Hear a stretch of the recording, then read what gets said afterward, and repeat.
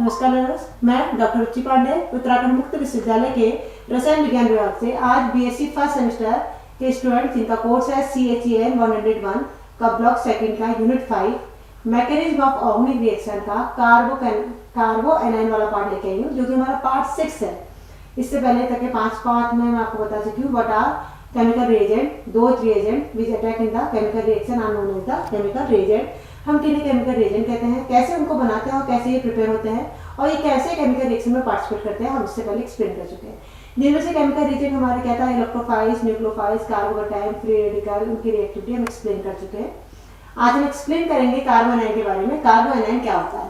कार्बो A9 दो शब्दों से मिलकर बना है, कार्बो प्लस एनाइन, कार्बो और एनाइन। तो कार्बो एनाइन क्या होता है? देखिए, these are the chemical species which possess a negatively charged carbon center like the carbonine, like the carbocation. The carbon are also formed by the heterolytic fission. जब heterolytic fission होता है, हमारा carbon और carbon की इसमें bonding बनती है। Carbon और ये होगा कार्बन और कार्बन के बीच से हमारा कोई मॉलिक्यूल्स है जैसे C2H6 ले लिया मैंने, इनको बॉन्ड ब्रेक करा तो हेटेरोलिटिक फिशन हुआ, बॉन्ड ब्रेक हुआ। जिस स्पीशीज पे प्लस चार्ज है, क्योंकि इस स्पीशीज ने इलेक्ट्रॉन दिया है तो इस पर प्लस चार्ज आ गया, और जिस पे आपका नेगेटिव चार्ज के साथ लोन पेयर इलेक्ट्रॉन आया, ये लोन पेयर इलेक्ट्रॉन आया तो इस पर लोन पेयर इलेक्ट्रॉन आ गया, तो ये इसको हम किस नाम से जानते थे? कार्बो एनाइन। तो कार्बो एनाइन क्या होता है? ये भी होमोलिटिक फिशन से मैं आपको पहले ही बता चुकी हूँ। होमोलिटिक फिशन जो होता है उसके थ्रू हम केवल क्या बना सकते हैं? Free radical. लेकिन जो आपका हेटेरोलिटिक फिशन होता है उसके through electrophiles, nucleophiles, carbocation, carbocation carbon के रिस्पेक्ट में होता है। अगर कार्बन के रिस्पेक्ट में पॉजिटिव चार्ज है तो उसको कार्बोकैटायंस कहते हैं, कार्बन के रिस्पेक्ट में नेगेटिव चार्ज होता है उसे कार्बो एनाइन कहते हैं। तो कार्बो एनाइन क्या हुआ? देखिए, the chemical species which possess the negative charge, जिस पर कैसे चार्ज होता है? नेगेटिव चार्ज होता है। किसकी तरह? कार्बोकैटायन की तरह। और किससे बनता है? कोवलेंट बॉन्ड के फिशन से, बॉन्ड के फिशन से। तो ऐसे कार्बन स्पीशीज को हम क्या कहते हैं? कार्बो एनाइन कहते हैं। जैसे कि हमने ये एग्जांपल लिया RCH2Y, Y का मतलब होगा कोई भी extra molecule, chlorine, bromine, iodine है, बॉन्ड ब्रेक कर रहा है। बॉन्ड ब्रेक करने के बाद बॉन्ड इधर को ट्रांसफर हुआ, ठीक है। तो हमारा क्या बना? RCH2 माइनस बना और Y प्लस बना। तो ऐसा कार्बन केमिस्ट्री में एक ऐसा कार्बन जिस पर कैसा चार्ज है? पॉजिटिव चार्ज है, साथ में क्या है? लोन पेयर ऑफ इलेक्ट्रॉन है, और जो कि हेटेरोलिटिक फिशन, जिसे हम हिंदी में कहते हैं हेटेरोलिटिक विदलन, हेटेरोलिटिक फिशन के थ्रू बनता है। तो इस तरह के फिशन के थ्रू बने हुए कार्बन जिस पर negative charge with lone pair of electron present होते हैं, these are known as the carbo anion. इसे हम किस नाम से जानते हैं? Carbo anion. Here why is the atom is more electropositive than carbon? जो हमने एग्जाम्पल लिया था, हमने एग्जाम्पल लिया RCH2Y, this is the Y क्या है आपका? मोर इलेक्ट्रोपॉजिटिव है, क्योंकि बॉन्ड ब्रेक हुआ तो इस पर नेगेटिव चार्ज आया, इस CH2 पर नेगेटिव चार्ज आया, और Y पर कैसे चार्ज आ गया? पॉजिटिव चार्ज आ गया। So this is electropositive atom which is more electropositive than carbon. इसका मतलब ये electropositive in compare to carbon during the heterolytic fission. The shape of electron is drawn toward the carbon atom to develop a negative charge over it. जिसके फलस्वरूप carbon पर negative charge आया, साथ में loan pair of electron आया। Loan pair of electron क्या है? क्योंकि बॉन्ड टूटा, एक बॉन्ड का मतलब कितना इलेक्ट्रॉन होता है? 2 इलेक्ट्रॉन होता है। तो ये 2 इलेक्ट्रॉन यहाँ से ट्रांसफर होगा इस कार्बन की तरफ को, तो नेगेटिव चार्ज साथ में 2 लोन पेयर ऑफ इलेक्ट्रॉन आ गया। तो इस तरह के carbon species having a negative charge with lone pair of electron, this is known as the carbo anion and this is obtained by the heterolytic fission. This is generated by the heterolytic fission and bearing negative charge and number of valence electron is 8 is called the carbo anion reaction entropy। और इनके outermost orbital में number of electron भी कितने होता है? 8 होता है। कैसे? देखिए, ये हो गया C, यह आपका फॉर्मूला ये था RCH2, तो ये हो गया एक R, एक H, नेगेटिव चार्ज में लोन पेयर। अगर इसको ओपन करके देखें तो क्या कहा? हेटेरोलिटिक फिशन के फलस्वरूप एक ऐसा कार्बन जिस पर नेगेटिव चार्ज है, साथ में लोन पेयर ऑफ इलेक्ट्रॉन है, और उनमें आउटरमोस्ट ऑर्बिटल में इलेक्ट्रॉन की संख्या कितनी होती है? 8 कैसे होती है? देखिए, 2 2 4 2 6 2, इनमें आउटरमोस्ट ऑर्बिटल में इलेक्ट्रॉन की संख्या कितनी होती है? 8। तो एक ऐसी कार्बन स्पीशीज जिस पर negative charge with lone pair of electron है और उनके आउटरमोस्ट ऑर्बिटल में इलेक्ट्रॉन की संख्या कितनी है? 8 है। तो इस तरह के कार्बन को किस नाम से जानते हैं? Carbo A9. और इनके आउटरमोस्ट ऑर्बिटल लगभग क्या होता है? कंप्लीट होता है due to the acceptation of extra electron, acceptation of 2 electron which can be obtained by the heterolytic fission. कुछ कार्बो एनाइन स्पीशीज जो मैं आपको एक्सप्लेन कर रही हूँ, this is the primary कार्बो A9. ये हमारा कौन सा कार्बो एनाइन है? प्राइमरी। दिख रहा होगा आपको, क्योंकि इसमें एक कार्बन 3 H से अटैच है, इसमें एक CH3 से अटैच है, तो आपको कौन सा हो गया आपका? ये इसको हम कहते हैं मिथाइल। इसको ये क्या हो गया आपका? Methyl carbon A9. इसमें एक CH3 से अटैच है, तो ये कौन सा कार्बन एनाइन हो गया? 1 डिग्री प्राइमरी। इसमें 3 CH3 से अटैच है तो कितना होगा 2 डिग्री। अब सॉरी 3 से अटैच होता है कितना होगा 3 डिग्री। और अगर 2 से अटैच होता है 2 CH3 होता है तो कौन सा होता है 2 डिग्री। तो फिलहाल मैंने जो एग्जाम्पल लिए हैं वो लिए हैं ये है मिथाइल कार्बन आयन, क्योंकि carbon attach with 3 hydrogen, this is the methyl carbon ion. Attach with 1 CH3, this is primary carbon ion. Attach with 3 CH3, this is tertiary carbon ion.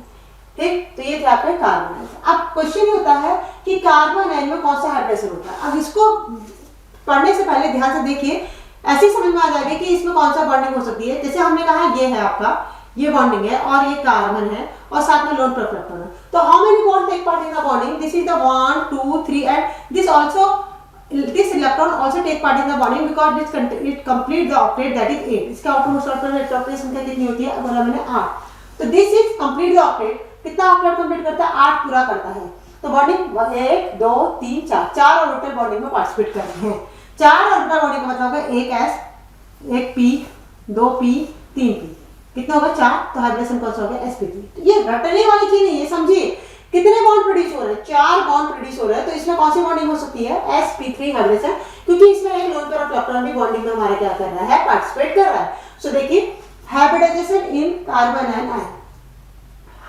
Carbon ion में किस तरह का संकरण होता है, किस तरह का हाइब्रिडाइजेशन होता है? कैसे देखिए, the carbon ion having a shown sp3 hybridization with 1 lone pair of electron, hence its geometry will be tetrahedral. मैंने ये बाद में पढ़ा, पहले आपको एक्सप्लेन कर दिया कि इसमें कौन सा हाइड्रोजन होता है। इसमें हाइड्रोजन कौन सा होता है? sp3। जब मैंने आपको कार्बन आयन का स्ट्रक्चर बनाया तो वैसे आइडेंटिफाई हो गया कि इसमें कौन सा हाइड्रोजन हो सकता है। 1 बॉन्डिंग 2 बॉन्डिंग 3 बॉन्डिंग और चौथा बॉन्ड। हाइड्रोजन कौन सा हो गया? sp3, क्योंकि इसमें 4 बॉन्डिंग इलेक्ट्रॉन पार्टिसिपेट कर रहे हैं। तो इसमें हाइड्रोजन कौन सा हो गया? sp3 hydrogen. और sp3 हाइड्रोजन होने के कारण इसमें हाइब्रिडाइज इसका स्ट्रक्चर कैसा होगा? टेट्राहेड्रल। तो this is the tetrahedral structure. ये हमारा 3D स्ट्रक्चर है। ये कौन सा स्ट्रक्चर होता है? टेट्राहेड्रल स्ट्रक्चर, जिसे हम sp3 हाइड्रोजन में शो करते हैं। तो ये कार्बन आयन इस तरह से टेट्राहेड्रल स्ट्रक्चर में शो करता है, क्योंकि इसमें एक loan pair of electron present है। हमने इस लोन पेयर ऑफ इलेक्ट्रॉन को शो कर रखा है। लोन पेयर ऑफ इलेक्ट्रॉन को ऊपर देखिए, ऊपर लोन पेयर ऑफ इलेक्ट्रॉन हो गया, 3 बॉन्डिंग हो गई, 1 हाइड्रोजन 2 हाइड्रोजन 3 हाइड्रोजन 1 2 3 हाइड्रोजन, और ऊपर क्या हो गया आपका lone pair of electron.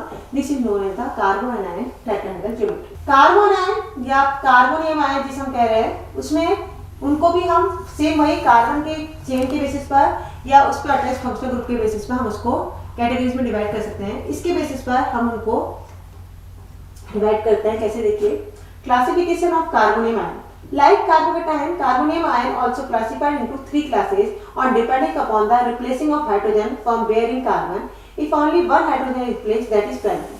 Replace करके, हाइड्रोजन को रिप्लेस करके उसमें प्राइमरी सेकेंडरी टर्शियरी को आइडेंटिफाई किया जाता है, प्राइमरी सेकेंडरी टर्शियरी को डिफाइन किया जाता है। अगर एक हाइड्रोजन रिप्लेस हो गया, हाइड्रोजन कितने होते हैं? 3 होते हैं। एक हाइड्रोजन रिप्लेस हो और केवल एक CH3 ग्रुप आया कार्बन के रिस्पेक्ट में, तो हम उसे कौन सा कार्बन आयन कहेंगे? This is known as the primary. इसे हम क्या कहेंगे? प्राइमरी। अगर एक दूसरा भी हाइड्रोजन हट गया और 2 CH3 ग्रुप आ गए, तो दिस इज 2 CH3 ग्रुप, तो this is known as the secondary carbon ion. Tertiary करने के लिए ये कार्बन है, तीनों के तीनों हाइड्रोजन रिप्लेस हो गए और तीनों जगह पे कौन सा ग्रुप आ गया? CH3 ग्रुप आ गया।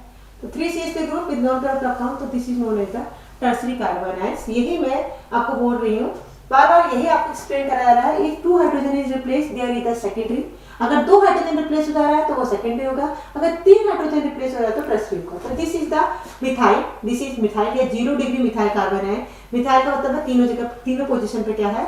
3 carbon is attached by 3 hydrogen atom, there is no carbon chain. इस कार्बन से दूसरी कार्बन की चेन नहीं है, केवल हाइड्रोजन अटैच्ड है, तो this is the methyl carbon है। अगर एक कार्बन अटैच्ड है तो this is the primary. If 2 carbon is attached, this is the secondary. If 3 carbon, अच्छा 2 होगा, this is only 2, this अच्छा हाइड्रोजन, यहाँ पर क्या होगा? Hydrogen, this is secondary।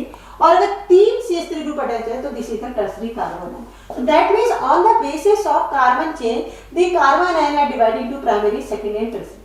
But question ये होता है कि हमें पहचान तो देते हैं कि प्राइमरी कार्बन आयन ये है, सेकेंडरी ये है, टर्सरी है, लेकिन बट क्वेश्चन होता है कि हम इनको सेपरेट या स्टेबिलिटी कैसे आइडेंटिफाई करेंगे? देखिए सबकी स्टेबिलिटी एक से नहीं होती है, हर कार्बन आयन की स्टेबिलिटी क्या होती है? अलग अलग होती है। और कार्बन आयन की स्टेबिलिटी के बेसिस पर क्वेश्चन हमेशा आता है। जो आपका कोर्स है उस कोर्स में आपके क्वेश्चन जो होता है कार्बन आयन की स्टेबिलिटी पर हमेशा क्वेश्चन आता है, arrange these carbon ion according to the stability. उनकी स्टेबिलिटी के बेसिस पर आपको क्वेश्चन कवर करना पड़ता है। तो क्या होता है देखिए, स्टेबिलिटी ऑफ कार्बन आयन, आज मैं आपको एक्सप्लेन करूंगी इसके बाद stability of carbon ion. The stability of carbon ion is reverse to the stability of carbocation, ये कार्बोकेटायन की स्टेबिलिटी जस्ट रिवर्स होगा, क्यों अभी एक्सप्लेन करेंगे। And free radical hence it is in the order of stability is this one, इसके order of stability क्या होगी, this one. Reverse होगा कहां, तो इस कार्बोकेटायन की स्टेबिलिटी क्या थी, कार्बोकेटायन की स्टेबिलिटी याद करिए 3 डिग्री 2 डिग्री 1 डिग्री। 3 डिग्री का मतलब हो गया कार्बोकेटायन की बात कर रहे हैं हाँ, हम डिस्कस कर रहे हैं कार्बोकेटायन 3 डिग्री था, इसमें कार्बन का पॉजिटिव चार्ज था। This carbon is the electron deficient carbon, and this electron deficient carbon is stabilized by the 3CH3 group because the 3CH3 group increase the plus effect। और जितने ज्यादा plus effect वाले group होंगे उसकी stability उतनी बढ़ती जाएगी, क्योंकि कार्बन 3 CH3 ग्रुप से अटैच्ड है और कार्बन में इलेक्ट्रॉन की डेफिशिएंसी है। CH3 group always donate the electron toward the carbon side and stability should be increase. ठीक है, स्टेबिलिटी क्या होती है, इंक्रीज होती है। अब क्वेश्चन उठता है हमारी कार्बो एनायन की बात, क्योंकि मैं आपको पढ़ा रही हूँ कार्बो एनायन। कार्बो एनायन की स्टेबिलिटी की बात करेंगे तो ये हो गया कार्बो, ये हो गया 1H, ये 2CH 1CH3 और ये हो गया, this is the primary carbon है। अब उसमें तो कार्बन में इलेक्ट्रॉन की डेफिशिएंसी थी, मैंने आपको पहले ही बोला इसमें sp3 हाइब्रिडेशन होता है। आउटरमोस्ट ऑर्बिटल में इलेक्ट्रॉन की संख्या कितनी होती है, 8 होती है। जब आउटरमोस्ट ऑर्बिटल में इलेक्ट्रॉन की संख्या 8 है तो that means it is stable. तो हम इसकी स्टेबिलिटी को कैसे डिफाइन करेंगे, तो इसकी स्टेबिलिटी वही CH3 ग्रुप के बेसिस पर हमें पता, और स्टेरिक इंडेक्स के बेसिस पर। कैसे देखिए, हमने कहा इसका ऑर्डर रिवर्स होगा, तो रिवर्स ऑर्डर होगा तो इसका मतलब क्या होगा 1 डिग्री 2 डिग्री 3 डिग्री। इसका मतलब हमने फाइंड आउट कर लिया कि ये 1 डिग्री 2 डिग्री 3 डिग्री ऑर्डर में होगा। लेकिन कैसे, इसका कारण क्या है, इसका कारण क्या है देखिए, positive the CH3 group consist plus item. मैंने आपको बोला CH3 को आपको हमेशा याद रखना है कि हमारी केमिस्ट्री में जो CH3 ग्रुप होता है increase the plus effect, this increase the plus effect so there is increase the electron density on the carbo anion hence the result in destabilization।